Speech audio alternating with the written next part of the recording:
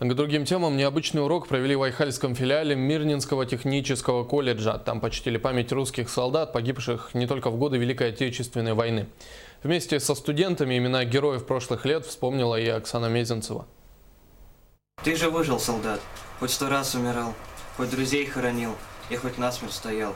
А чего же ты замер, на сердце ладонь, и в глазах, как в ручьях, отразился огонь? Говорят, что не плачет солдат, он солдат, и что старые раны к ненастью болят. Но вчера было солнце, и солнце с утра. Что ж ты плачешь, солдат, у святого огня? В Айхальском филиале Мирнинского регионально-технического колледжа идет урок. Студенты вспоминают подвиги солдат Великой Отечественной, узнают о героях афганской и чеченской войн. Так студенты-первокурсники решили почтить память русских солдат. Формат занятий учащиеся придумали. Говорят, мы должны помнить о подвигах наших героев, чтобы жизнь продолжалась. Всегда говорю, что вы причастны к тем заслугам лучших сынов российских. Хотите вы того или нет. И хотите вы того или нет, вам продолжать традиции. И если мы об этом забудем, мы придем в тупик.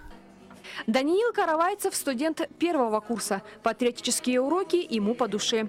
Историю государства, в котором ты живешь, нужно знать, считает Кирилл.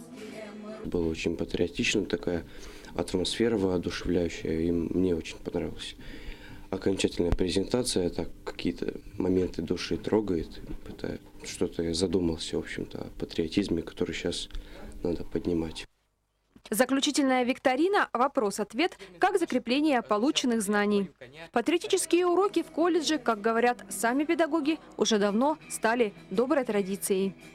Патриотическое воспитание – это теперь и у нас в колледже, и вообще в России. Это снова вышло на какую-то хорошую волну, такого вот, очень нужную. И мы занимаемся этим все время на уроках, на классных часах, на каких-то внеклассных мероприятиях.